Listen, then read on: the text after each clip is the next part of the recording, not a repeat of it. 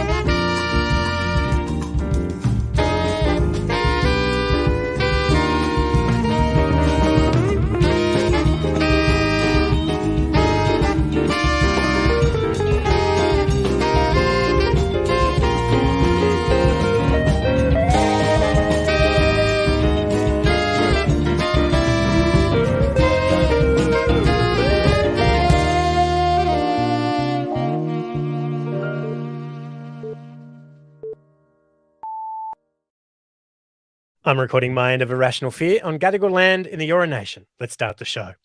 Tonight, pressure mounting on the education system as thousands of COVID-19 and Ukraine war aficionados retrain as Atlantic submersible experts. And ABC News gets rid of the role of political editor. Critics say it's to placate the government. Insiders say the ABC is in the pocket of Big Ted. And the Oxford Dictionary has updated the definition of Schadenfreude with a picture of Andrew Tate. It's the 22nd of June, 2023, and with a greater sinking feeling than the captain of a yacht surrounded by orcas in the Straits of Gibraltar, this is Irrational Fear. Welcome to Irrational Fear. I'm your host, former disgraced son of President Biden, Dan Ilic, and this is the podcast that laughs in the face of the scariest news. Let's meet our fearmongers for tonight. They're a former Collingwood player and Olympian, and they're used to running around hockey fields, but right now they're running on adrenaline because they've been up for 5 days or 5 nights watching the Ashes. It's Georgie Parker. Welcome, Georgie. Hey. I'm tired. I'm so tired. This is amazing. Long-time listener, long-time fearmonger, long-time Patreon supporter. Yeah. First time fearmonger. It's great to have you. Yeah, it's a dream come true, guys. I'm going to put that up on the pedestal with the Olympics representing Collingwood, living out a childhood dream of that and living out my dream of being a sports broadcaster. This is right up there. Tell you what.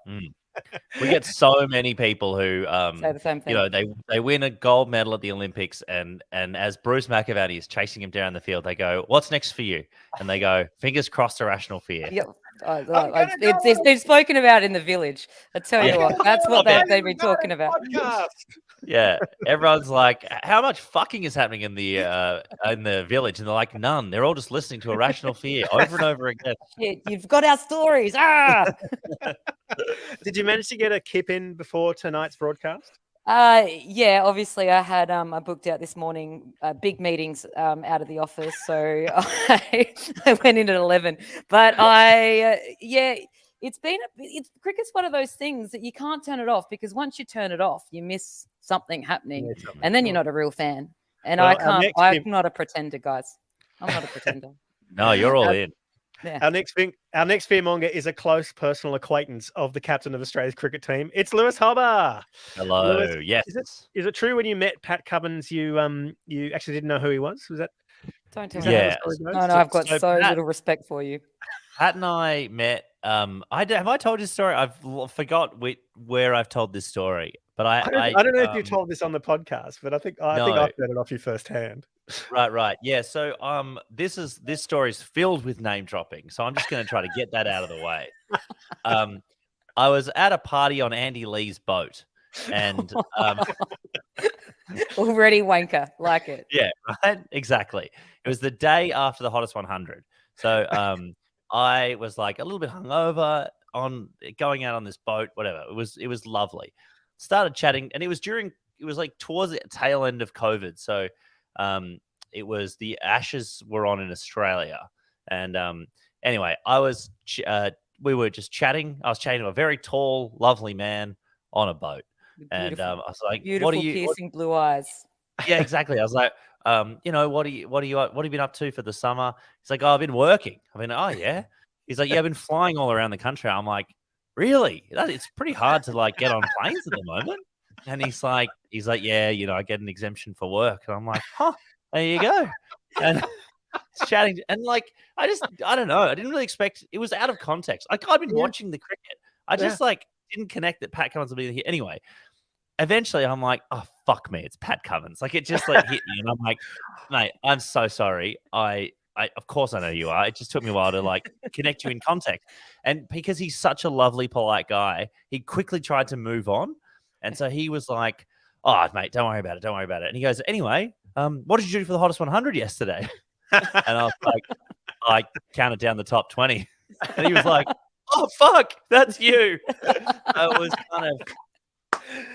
It was a mutual who the fuck are you party. That's wonderful. Yeah. It was nice. But he's a very sweet guy. I like him very much. There's something funny when athletes say that, oh, we're actually working. I'm just going overseas for work. I feel really uncomfortable saying that when I was an athlete because it's not really work. Yeah. Really. When people say, what are you doing Wednesday night? I say, yeah, I'm working, doing a podcast. Going once more down into the content mines to look for gold. More on Pat Cummins a little later on in the podcast, but let's hear from this week's sponsor. Late last week, the Voice of Parliament passed in the Senate, so it's actually happening. You can find all the relevant links you need to know about The Voice in this week's Irrational Fear email newsletter. Sign up at irrationalfear.com. One person who should sign up for some information is Peter Dutton. Hi, Peter Dutton here. I'm calling on Albo to provide more information on the Indigenous Voice to Parliament, but not in the format of a 270-page report. That's too much information, and not in the format of a series of one-on-one consultations from constitutional experts and the Prime Minister himself. That information is too oral, and as you know, I'm hard of listening, which is why I refuse to hear members of my own party advocating for a yes position. You could try to make a pamphlet with pictures that move when you pull a little tab, but it'll go straight into the shredder. If a report, briefings, conventions, pamphlets, a decade of development, and even lobbying from my own party won't convince me, Peter Dutton, maybe there's another reason that a former Queensland cop is against an Indigenous voice to Parliament. I just can't put my finger on it. But if I did, I'd have to vocalise it, and then I'd have to sue myself for defamation. And maybe that's the only detail that's missing. Albo. Authorised by Plausible Deniability, Canberra. Now, I know both of you heard that sketch before, but I checked with my lawyer this week and they said we can put it in the podcast. I think the risk is lowered. So that's why I played it again. This week's first fear, dabbling in double dissolution. Labor are seeking advice from the Solicitor General about a double dissolution over their Housing Affordability Future Fund. This is how the bill works. I don't know if you know, the bill sets aside $10 billion, which should in theory spin off like $500 million every year to pay for social housing. For those in Sydney, that's like having a house in Vaucluse that magically makes a granny flat in Castle Hill every few months. So that's how that works. The Greens needed more convincing, saying that it doesn't really support renters, but it just all it does is really help construction and developers and everybody else who actually invests in property. Labor tried to get the Greens over the line by doing a one-off payment of $2 billion to the state governments to kickstart this whole process, to which the Greens said, whoa, where the fuck did that money come from? Fearmongers, the Greens are holding up this bill and requesting to have one more look at it. And they're kind of holding out for a rental rise. If there was a double dissolution, do you think there are enough renters in Australia that could get a few more votes for the Greens to lock in their rents? Do you think that could be a good enough trade-off? Well, $2 billion isn't that much. It's really only 2 stadiums in Hobart. So just put it into perspective. Yeah, it's also only 2 ABCs. And you know, if you've got one, why do you need 2 more? It's I kind of think that Labor, I don't know. It's so hard to tell because obviously, like where I work, and I don't hang out with anyone who owns a house. You know what I mean? Like, who does? And no one Sorry, must be you. Hey! A minute ago, you were just saying you're on a boat with Andy Lee. That's true. He doesn't own a house. He owns 20 mansions. That's different. I did. Right. Yeah. They're all very lovely. He owns several boats, several. Anyway, it doesn't matter. And but it's a very diverse property portfolio across several countries too. That's right. But no, he I haven't met a single person. I think people are more across the detail of this than Labor realize. Like usually you can get away with stuff like that and be like, oh, they're holding it up. We're trying to help and they're holding it up. Everyone knows that they're fucking renters. Everyone can see it. And I don't think this is going to play out as well for Labor as they think. No, Well, we're louder than we used to be. I think people like younger people of today are louder than younger people of previous years because it's harder in a way for us as well. There's more of us, and we've got more platforms to make noise.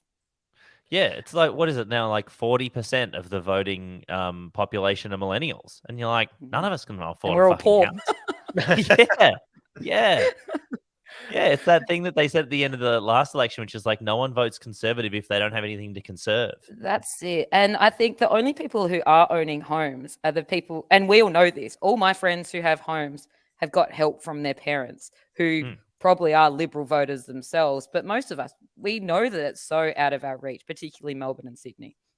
Yeah, 100%. I'm buying a home next week. I'm very excited about it, but it's nowhere near need to show off. area. It's like I'm moving to the country, Georgie. I'm moving out of the city so I can buy a home. So I'm still about an hour and a half away from the ABC. So if I need to work for free for them, I can. But like you have to move so far away from where you live or like living to even entertain the idea of owning a home. I just rent, and a house on the street sold for 1.6 million, and it's a house that needs to be completely gutted. It is insane, and I just don't know where all these people are getting money from. That's it just doesn't make any sense to me. I'm like, I thought I was doing okay. You know what I mean? And I'm just like, I'm nowhere near it. I'm on boats with rich people. That's what scares me. Is I'm like, okay, you earn pretty good money. Firstly, people earn less than you, and then have family and support your family with this. Not on this income, surely not, but people do, and they own homes, and I don't understand it. And it's magic. It's magic. I want to know how the Greens kind of broached this whole subject with the ALP. Like, did they know that it was going to be a tough conversation? Because I've had to talk to my landlord recently about breaking a lease. Did they like call up Albo and say, hey, sorry, Albo, there's a tap leaking in Adam Bant's office and we need the roof painted because there's too much mold and we also want a rental cap. Can we all do that too? Can we do that too all at the same time? We know that the government's not overly good at communicating. That's giving them a little bit too much credit. Double dissolution is a pretty big risk, though, as well. So there's been 7 since Parliament was invented, and 3 of them have totally fallen over for the government. So it's like it's got a 41% chance of failure. Like, do you think the government actually do this? It's been a while since the last threat. Can you remind me exactly what happens in a double dissolution? 2016 was the last double dissolution, but I can't remember what it was because I was overseas. I think that was.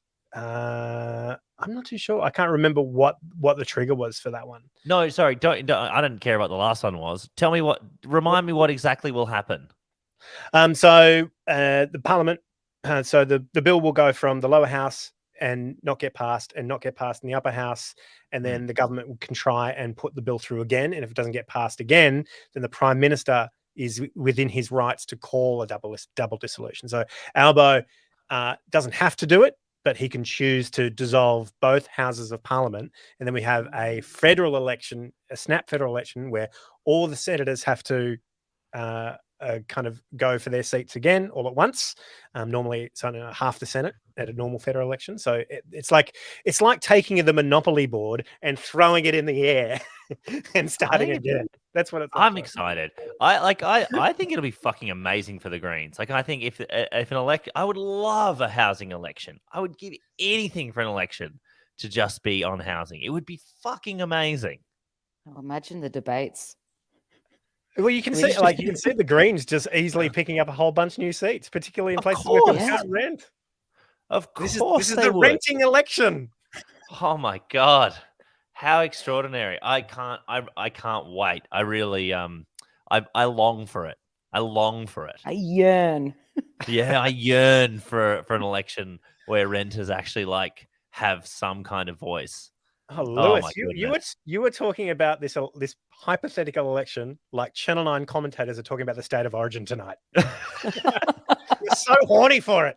I'm so horny for it. Oh my god. mate, state versus state. Oh, it's like war. I love when they try to compare it to war because playing a game of sports exactly the same, obviously. Yeah, I think they're less likely to compare it to war after the Australian war headlines of the last few weeks. Yeah, you're exactly right about that. They're like, yeah, it's bloody at the end of the game, the winning team, they get a leg, they fill it up with beer, bloody well drink out of the leg, Yeah, just like move bloody over, war. shoey. This is how real men do it. We're doing leggies now. This week's second fear, from mid-July, fantails will cease production. According to Nestle, people simply aren't buying them as often as they used to. And to quote the press release, fantails equipment needs significant investments, and it's difficult to get the parts we need to maintain it. I'm sorry. Sorry, is like are the Nestle fantails machines running on like go-go mobiles? Like, what's so difficult about printing trivia on wrappers and then wrapping confectionery? It can't be that hard. It's what they do professionally. It's insane. I was just at Officeworks and it felt like it was 2020. People were stockpiling fantails. I saw a lady have 10 packets in her arms. And then the lady at the desk said, "Oh, it's been happening all day since the announcement." I actually went to Woolworths before the show to see if I could pick up a packet to kind of do some prop comedy. Hilarious. But the confectionery aisle was filled with people scouring the aisles for fantails as well. They're bloody yum. Now, is there any chance that this is a scam? Like that they'll announce that it's because this happens a fair bit. Yeah. So my partner's in advertising, Kate, and she reckons it could be a scam because it happens, like you say, a lot. Most notably with the Whopper, Burger King did a false flag thing where they got rid of the Whopper. Tubes went away, but then Shane Warne started this social media campaign to bring them back. Vegemite threatened to remove Cheesy Bites, and they went away for a couple of years and then came back. And the same thing happened with Violet Crumble and Golden Gay Time, and so many of these products. The whole MO is to take it away so people want it more. It's a risk though, because they did it with Hey Hey It's Saturday, and it took them 30 years to bring it back. The footy show didn't work so well either. Yeah. I didn't sign an NDA for this, but someone's commissioned me to write like one of those, or to contribute to writing to one of those big brand campaigns the networks do. And Channel 9, I'm writing it for Channel 9. And one of the notes from the 9 network was, please, because I want to do like a walkthrough of things from the past to the future and like what's happening in the future of Channel 9. And one of the notes from the network was, please, no Hey Hey It's Saturday references. That's quite funny. I'd like that we're calling it a scam. Like we've got people getting scammed for all types of things, and we're like, "Oh, don't scam me for my fantails." It's quite an aggressive word when we're talking about chocolates, isn't it? I mean, but you know, like you just want honesty in your candy. You know what I mean? I want lollies to speak to me direct. I don't want to have an emotional roller coaster Like with the fantails. M&Ms. Yeah. Be I here had or that with don't the be M&Ms. here. And the fantails themselves were not great. They're not, they leave out information. Like last one I read about Mel Gibson barely mentioned anti-Semitism. Like they need to update. They need to update the trivia. The thing is, like, we have IMDb on our phones now. You know what I mean? Like, at this point, It's not a library. You don't go to the fantail library to go scroll through the Dewey Decimal System and pull out fantail wrappers to find out information about celebrities. But it's a little bit of trivia, a little bit of joy when you eat the lolly. I disagree. I think it's not. They're never good. They're never good. Who am I's? They're always like. I mean, admittedly, it has been a while since I've used one, but they were always like Clark Gable and like Greta Garbo and all of these like Vera Lynn, Hollywood, very modern references. It's like using the old Trivial Pursuit as opposed to the new one, which only your grandparents and if you had older parents knew the answers to. So that's why they always wanted to play that board game because they knew they were going to win. They knew they were getting all the little pie pieces. Yeah. And also, like, fantails are a tough and chewy thing for people of that age. You know, they should be using young trivia for people with young teeth. That's that's going to be its new brand logo when it comes, brand slogan when it comes in. All new trivia for young people's teeth. Yeah, I would love to see them use AI to hyper localize the trivia, you know, for the customer themselves. Like, I would love to get a packet of Dan Tales with just a whole bunch of bits of trivia about my life. That's what I would love. That's great. Yeah, like I guess a fusion of those Coke ads where where they put the name on Coke, and also like, this is your life. You want that in a fantail. I like it. This week's third. Oh, do you have something else, Georgie? No. Okay, great. This week's third fear. Pat Cummins has led the Australian team to victory in the first Ashes Test. Now, I don't know much about cricket. All I do know is that Pat Cummins is a bit of a legend, and Bazball lost out to Cumball. That's what I learned today. Georgie Parker, you are a cricket nerd. What was so magical about Australia winning this first Test this week? Well, winning in England's always tough. We've not won an Ashes series since 2001, Dan. Quick math, that's 22 years. That's a while ago. That is a long time. To win there at Edgbaston, it's huge. And we probably thought we weren't going to win, maybe salvage a draw. Winning them off of Ollie Robinson's pus deliveries that he's been bowling. He's been bowling absolute pies after doing a shit send-off to Uzi, after making 140, saying that we've got 3 number 11 batsmen. It just was the icing on the cake that our fast bowler cricket captain was the one that scored the winning runs off a 4 from that. It's just magic, particularly when it's England, and everything about them just makes you just internally rage. So it's just wonderful. It was worth a little sleep. They're trying this new way of playing, Dan, the Bazball. Yeah, what is this Bazball buzz phrase that I've been hearing about for the last 3 months? But yeah, I would love a nickname of mine to go this far. It's going all around the world, Baz. So Baz is Brendan McCullum, who is their now head coach. He used to play for New Zealand. Yeah. He's been their head coach since 2022. And since he's come in, they've gone from winning 1 test match in 15 matches to winning 10 out of 12. With this new style of play where they're basically playing it like a one-day match. Every innings they're playing like it's a one-day. And so it's super fun to play because you like really aggressive, kind of big hits, just go for it. Yeah, declaring on day 1 when your best batter is on 110 in the middle of the crease with 5 overs to go. Like, it just doesn't make sense for the cricket purists. But from watching it point of view, it's pretty fun to watch, and it gave us an outcome, I guess. But you know, in the end, it lost them the game. But I guess that's where they're going. It's good if you're young. I think the purists absolutely hate it, but the purists don't like anything. They crack the shits when they put numbers on the back of their jumper or their shirts. They're like, that was the most outrageous thing that cricket has ever done. Oh my goodness, you can't put that on the white shirts. They don't love change, cricket enthusiasts. No, particularly not in England. No, it's amazing. It's amazing to see over the last couple of months just how much shit Pat Cummins has had from like conservative media, like particularly people like Rita Pahini from like Sky News. Rita gives everyone grief.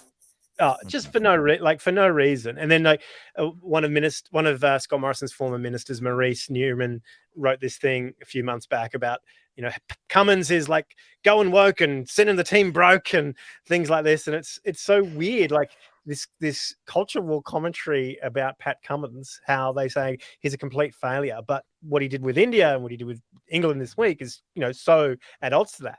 And how do you know, you're a pro athlete, how do you keep like the press like out of your brain or out of your sphere when you're... Thanks, Dan. I'm really glad you asked me that question as a professional athlete.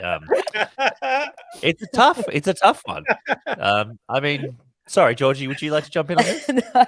Well, I'm a female athlete, so we've got a completely different leverage of where we can get the reach. But the netballs were under the same kind of microscope that Pat Cummins was, because it all became from earlier in the year or end of last year when Pat Cummins goes, hey, do you know what? I don't really like that we've got all these energy providers and things as our sponsors. I want to make sure that we're not giving money. And same with the netballs, like we don't really want to take money from Gina Reinhart. And I think that's the reach and the scope that athletes have is humongous, and it can reach to different sorts of people that aren't listening to politicians. So it's really important that they've got this platform, that they use it correctly, and they want to use it to what they want to say. So he's just, because he's a lefty, which, as we spoke before, who in their right mind isn't really, and he's got a platform to be able to push that. The big rights and the Murdoch hacks don't really like it. Yeah. It's such a weird kind of thing, though, to pile on Pat Cummins for that, and when you should be piling on for him potentially losing, but he hasn't lost much at all. Like, it's this weird thing of there's a great piece on Fox News, or Fox Sports, ironically, about how there's been anxiety around Cummins not performing, but the stats are completely at odds with that, because Cummins's teams have done so well. I love that, and any bit of good thing they wrote in that article was all in quotes. Yeah, quotes, as if, oh, he played well. Like, it was like all allegations that he'd done something good. He hit 45. The only press I get for Irrational Fear is my mum, when she texts me about 5 weeks after she listens to an episode. She texted me a couple of weeks ago saying, "Hey, I had to Google Craig Quartermain for my own comedy knowledge. He seems like a, quote, nice boy like you." Well, it's a good question. And I said it to Craig, and I said, check this out. Mum thinks you're, quote, nice. I don't know what she means by that. I don't know if she's that's more offensive to you or him. Like, are you nice? I don't know. You're my kid, but I don't know. It is the Pat Cummins anger is really weird. Like, when you really put it in a line, like, I know people have called him like Captain Planet, which is such a it's one of those crazy insults that is like, Captain Planet was epic. Everyone loved the TV show. Everyone loved the guy. I can still quote it. Of course. Being like, oh, this loser, like this guy trying to save the guy world in the 90s. Yeah, that's it. And it's also, you just it's like when people call you like a social justice warrior, and you're like, that's great. Awesome. I genuinely can't understand. Oh, you feminist. Yuck. Fuck you, you nice person. Look at you, virtue signaling, doing things that signal your virtue. Oh, virtue. No, cool to have virtues. What next? It's so bizarre. And also, I don't know. I just think he has done so little. Like, if you go back through cricketers over the last, 20, 30 years, and I, particularly in the 90s, I watched a lot of cricket, and they were fucking everything that moved. In the 80s, they were shilling for Benson and Hedges. Yeah, they were all cheating on their wives. They were cheating. They were taking drugs to drop weight. They were taking spot fixing bet bullshit from fucking Indian millionaires. They were taking cash from fucking briefcases, and they are on the commentary team next to fucking why not get fucking Wayne Carey on after he has done all the fuck shit he has, and then Pat Cummins just has the temerity to go, not super into this sponsorship, photo shoot. And also maybe can we not spray our Muslim friend with alcohol? And everyone's like, this fucking cunt. It's crazy to me. If you're listening on the free feed, you'll probably be hearing a bunch of ads and a sponsorship announcement right now. If you're on the Patreon, you'll hear the sound of your smug soul saying, I'm a good person and I'm supporting independent podcasting. And you'll also hear Extra Fear, which is about the cost of KFC products outpacing inflation 2-1. Join us on the Patreon for that. It's time now for Extra Fear. Yes, in the fast food battles, KFC is streaking ahead of McDonald's in raising its prices to meet inflation. Overall, KFC prices have risen an average of 14.7% over the last year, while McDonald's is only just kind of keeping up with inflation at about 8%, which is about the same price that food inflation has gone up. Fearmongers, does KFC have potato and gravy on its face, Georgie? I read this morning and absolutely spiraled. I don't care about the housing crisis. This is the real things that we need to be putting towards the Senate or whatever we need to do. How's this though? They We absolutely need a take... royal commission at the price of zinger burgers. No, but how's this, right? Because Uber Eats, they can put the price up and things like that to cover their Uber Eats cost, and then they put their own delivery fee.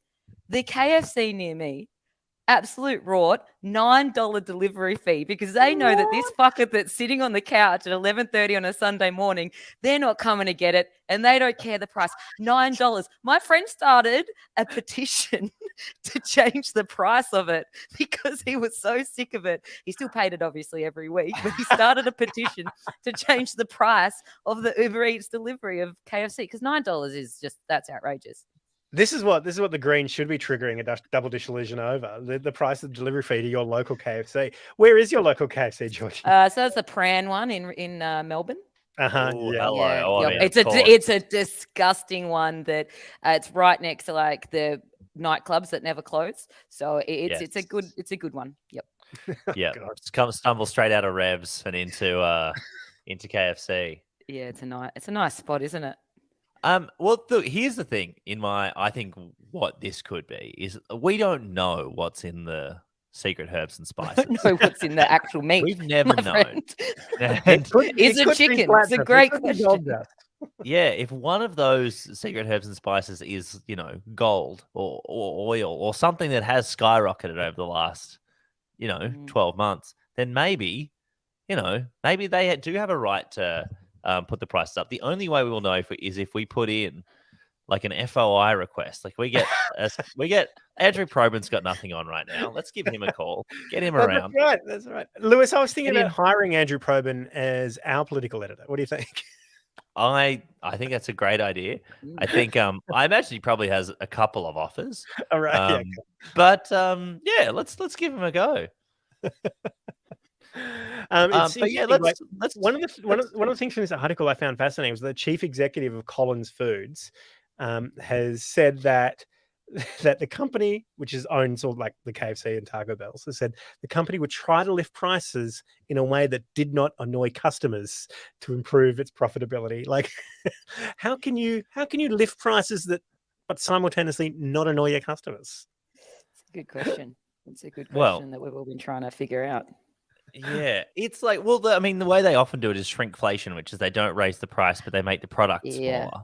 Yeah. Right. But it does come to a point where, like you can really, you see it, you get yourself a zinger burger and it's a Stinger slider. But I do like, I don't know. This is it irritates me because this is like, there are so many companies just dining out, if I may, on inflation to just jack up profits. And it is, of course, the thing that then keeps driving inflation. And then they just like raise interest rates, which doesn't fix the original problem. And we're just like, how much longer are we getting? This is another thing we can tack onto the double dissolution, Dan. Yeah. I'm fired up. I'm fired up about this. Georgie, are you going to be rationing yourself just to nuggets or popcorn chicken? Well, nuggets I just saw here, they're going to be increased to $7.45. That's a bit much. Tank of petrol in the 80s. $1.20 odd a nugget. $1.20 a nug. Obviously, I won't be doing any of that. I have no children. I'm a dink. So there is no way I won't be doing it. I am probably one of the causing agents of inflation. But I will complain about it. You know what? Like prices of fast food's going up so fast, it's almost like cheap to buy cocaine in Sydney. That's how fast prices are going up for KFC. You know what I mean? For years, it seemed that's insane. That's what the C stands for in KFC. Yeah. But now I'm starting to look at it going, this is actually feeling like a pretty good purchase. Well, when a beer's $16, Honestly. The only people fighting inflation are the honest Colombian drug lords doing their very best to smuggle things in through our ports. And what's happening? The Australian Border Force are doing their best to smash it. And then the prices of the zinger burgers go up. And is it connected? Of course it is. It goes all the way to the top. And while I've got the Patreon people here, thank you for using your disposable income on supporting a rational fear. It really helps. Well, that is it for Irrational Fear. Big thank you to Georgie Parker, the athlete, not the actress. Yep. Lewis Hobba, also big thank you to you too. The athlete. Let's get Friends our with Andy plug- Lee. Let's get our plugs underway. Georgie, what would you like to plug? Oh, I've got absolutely nothing to plug except for my Twitter feed, which all it is cricket stuff at the moment. So just follow, like, and subscribe to absolute awful content. Georgie Parker is brilliant at the old the cricket Twitter. Definitely follow Georgie. Lewis, what are you plugging there? Nothing for me, Dan. Some exciting news soon, but still nothing for me. Exciting. Oh, that's news real soon. blogging areas. That's real Right. Instagram areas. Working on something. I can't What wait can to I show say? you. Yeah, got a pretty sweet new Soft launching. skincare regime to drop. Soft launch. I like I'm it. plugging It's the News at the Sydney Improv Theatre. I'm going to be performing this Saturday night with Michael Hing, Angela Vapierre, Alex Lee, and Tom Walker. Also, tomorrow night, well, Thursday night, rather, this week, I'm performing at the Opera House, La-di-da, with Rove McManus for Slide Night. So, What the? What the? Say hi to your mum for me. Put that on a fantail. That is it for Irrational Fear. Big thanks to Road Mike's Australian Ethical, Patreon supporters, and Jacob around on the Teppin Yaki timeline. We actually have a new Patreon supporter from last week. Let me see if I can find the name quickly.